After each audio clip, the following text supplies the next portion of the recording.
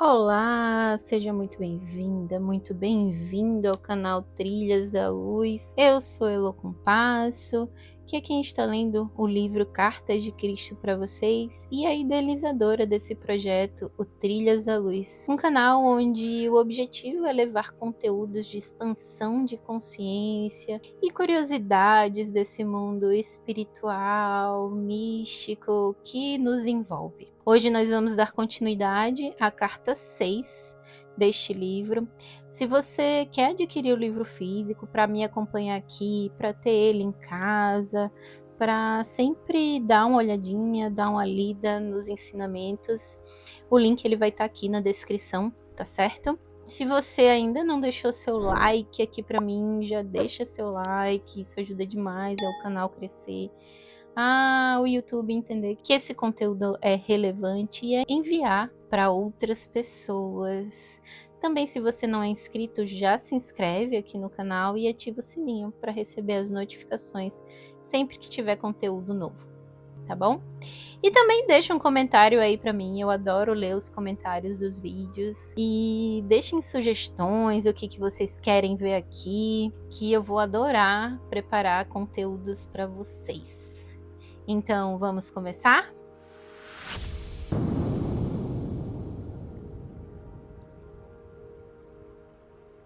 Deve entender-se que não há nada de mal no impulso do ego. Ele é o instrumento necessário da criação. É o indivíduo por si mesmo quem provoca os desequilíbrios na vida.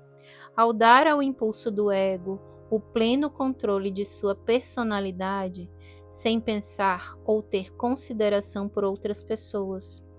Isso também não deve ser julgado, nem criticado, uma vez que a pessoa que está possuída pelo impulso do seu ego não conhece outra maneira de pensar ou de operar dentro da dimensão terrena. A criança nada sabe sobre o autocontrole além daquilo que os seus pais e mestres da escola ensinam para ela. Portanto, os erros que comete ao responder perante a vida com seus altos e baixos só podem ser aceitos com bom ânimo pelos pais e mestres, uma vez que a criança não tem compreensão do que a está impulsionando. Se ela quer algo, o quer, tudo maiúsculo, imediatamente e se pergunta por que não pode tê-lo. Não há nada mais em sua mente do que isso. Ela vê algo de que gosta e o quer. É cruel dizer que uma criança bruscamente não pode tê-lo, isso entre aspas. Isso insulta e agride o seu sistema inteiro. Desde a mais precoce infância, o processo de educação da criança deve iniciar-se com lógica e confiança, confirmando seu direito de sentir-se seguro em seu ambiente. Seu sentido de segurança deve ser desenvolvido pela explicação da maneira correta de expressar os seus desejos. É o amor, tudo maiúsculo, e não a irritação ou a raiva que deve escolher as palavras que expliquem à criança porque não pode ter o que quer. A criança escutará a mensagem quando for dada com amor. Quando for dada com impaciência, provocará seus impulsos do ego mais profundos e começará a assumir a forma de ressentimento, aberto ou oculto, ou um sentimento de frustração profundamente arraigado, que fere o ego, reduzindo o sentido natural de valor próprio da criança. Uma criança necessita possuir este sentido natural de valor pessoal, que não deve ser subjugado ou destruído. É necessário que os pais e os mestres sinalizem à criança muito claramente que as outras pessoas do mundo também têm necessidades, seus direitos sobre suas posses, seus desejos de paz e prazer. Ninguém, criança ou adulto, tem o direito de perturbar outra pessoa com a finalidade de obter a sua própria satisfação. Se uma criança bate em outra e isso a faz chorar, é natural que a criança, agredida pelo impulso do seu ego, queira reagir de volta. Ela está programada para defender-se do outro. Isso requer que pais e mestres ensinem às crianças que a vingança em um conflito somente o aumenta, trazendo mais dor para cada criança, e por essa razão a vingança não tem sentido algum. O melhor é optar pelo riso, tudo maiúsculo, e contornar a situação. E, em lugar de permitir que continue na mente a irritação e a dor, é melhor levar o problema à consciência divina, tudo maiúsculo, em oração. Pedir que a dor seja removida da sua consciência e buscar um modo de reconciliação. É necessário também ensinar a criança a tirar tempo para compreender que ela e a outra criança são igualmente nascidos do momento divino. Quando uma criança é espiritualmente receptiva, pode converter em hábito o processo de identificar sua afinidade espiritual com as outras crianças e com todo ser vivo, e reconhecer que os direitos dos demais são iguais aos seus próprios. Estudo entre aspas. Assim, ela terá recebido o maior dom espiritual possível. Desta maneira, enfraquece-se o impulso do ego pela prática e aplicação diária do amor inspirado, enquanto o eu original, entre aspas, da criança permanece forte e seguro de si mesmo. Deve-se ensinar à criança os benefícios do riso, que descreverei e explicarei em uma das próximas cartas. Portanto, o ensino qualificado e sensível é absolutamente necessário para levar a criança a considerar os direitos dos demais como iguais aos seus próprios direitos. Isso tudo maiúsculo. Esta é a lei espiritual que deveria predominar no lar e nas escolas. Qualquer outra lei que julgue as circunstâncias é defeituosa e sem equilíbrio. A melhor instrução dependerá não da vontade do professor e da atitude do porque eu disse pronto, isso entre aspas, mas de uma referência sistemática em cada circunstância, ao amor fraternal, entre aspas, e aos direitos iguais para todos. Ao mesmo tempo, uma criança não deveria ser doutrinada no autossacrifício, entre aspas, uma vez que esse tipo de cuidado deve ser desejado e originado somente das percepções e objetivos espirituais do indivíduo. O autossacrifício nasce da iluminação espiritual, do seguir um caminho mais elevado, do negar o pequeno eu, a fim de eliminar as barreiras do ego que obstruem a capacidade de sintonizar-se com a universalidade da consciência divina. O verdadeiro e iluminado autossacrifício leva a consciência espiritual às alturas da alegria. Não há nenhum tipo de sentimento de perda. Para descrever melhor a realidade da alma e do ego, quero que você junte as mãos, com as pontas dos dedos, tocando as pontas dos dedos e os punhos juntos, deixando um espaço entre as mãos, em forma de concha. As mãos representam a concha da consciência humana, isso entre aspas, de uma pessoa, o ego.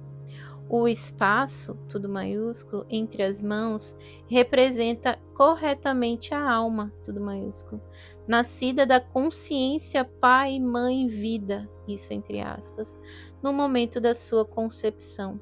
Enquanto para os sentidos humanos isso aparenta ser nada, entre aspas, isso é, na realidade, uma ramificação da totalidade, tudo maiúsculo, e da integridade, tudo maiúsculo, da consciência divina, tudo maiúsculo, da qual todas as coisas criadas se originam. Suas mãos, com um espaço no meio, representam o eu, entre aspas. Suas mãos direita e esquerda representam duas potentes forças do impulso magnético do ego.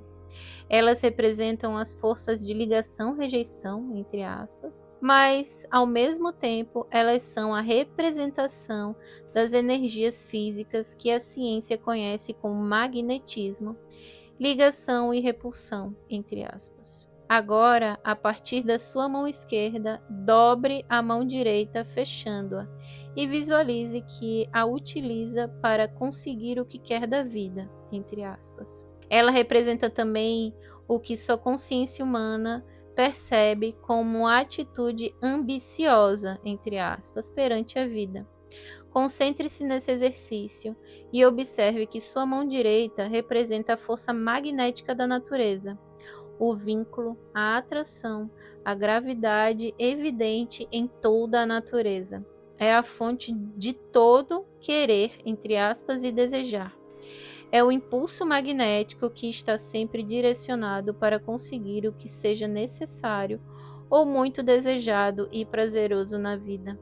Este impulso magnético tem a intenção espiritual, entre aspas, de ser dirigido para os propósitos edificantes, ganhando, sustentando, construindo e alcançando. Se não houvesse outras pessoas ou criaturas vivas no mundo, o impulso magnético poderia ter pleno domínio em sua personalidade e não causaria nenhum dano.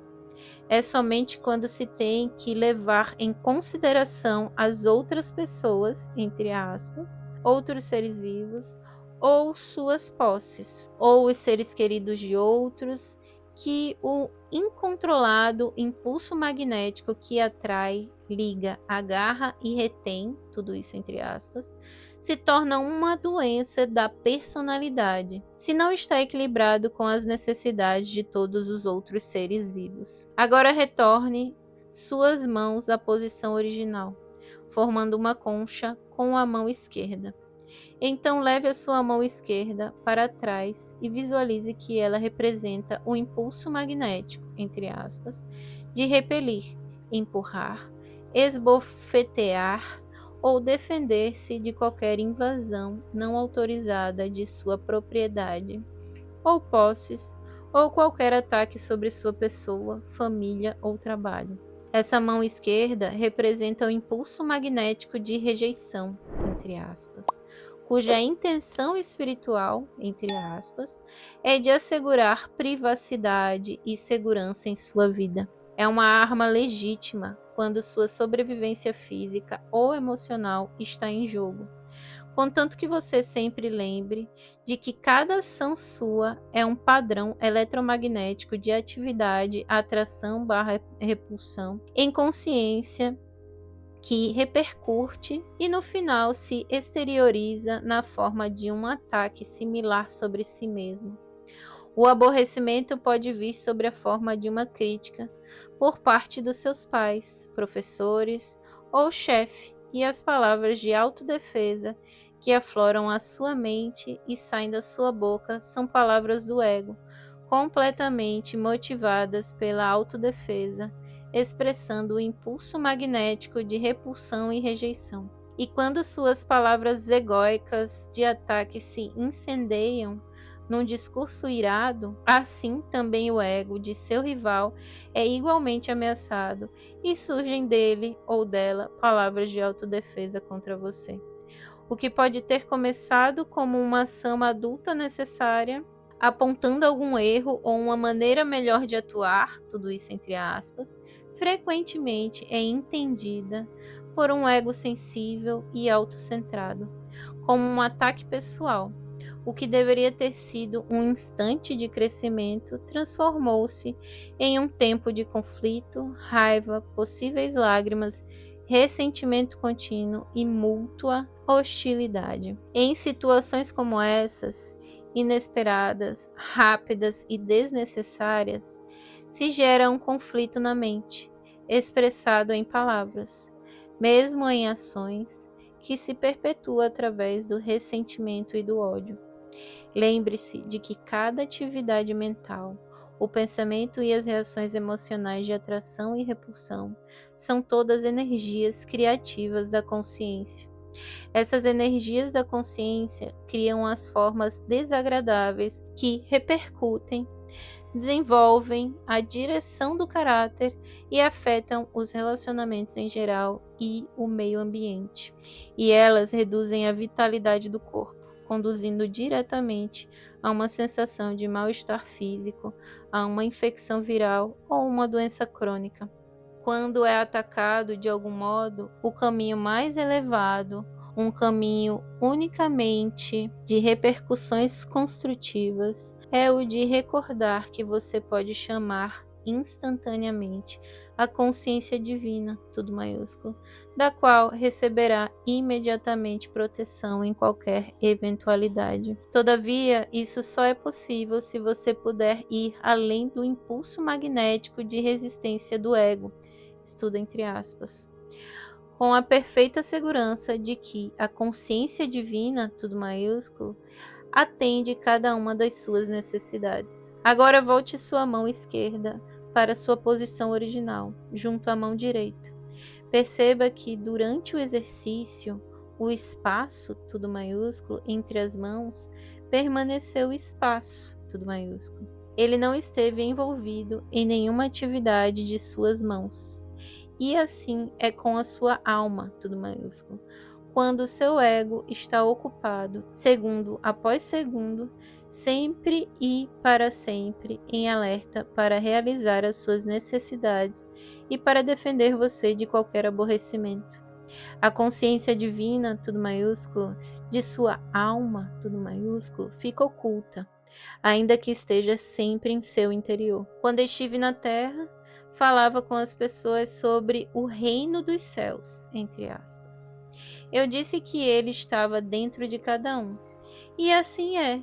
É a sua alma, é a morada do equilíbrio da consciência divina, tudo maiúsculo, que deu para você o ser como futuro homem ou mulher. Desejo muito poder depositar em sua mente uma visão mais ampla de sua fonte de ser, tudo maiúsculo, para que você possa perceber com um pouco mais de clareza o seu começo, de onde você veio. Você também deve compreender que sempre que pronuncia uma palavra para descrever aquele que verdadeiramente não é conhecível, isso tudo maiúsculo, eu mesmo estou nas mais altas frequências infinitesimais de vibração, no limite do grande equilíbrio universal, tudo maiúsculo, de onde todas as coisas retiram o seu ser e sua forma.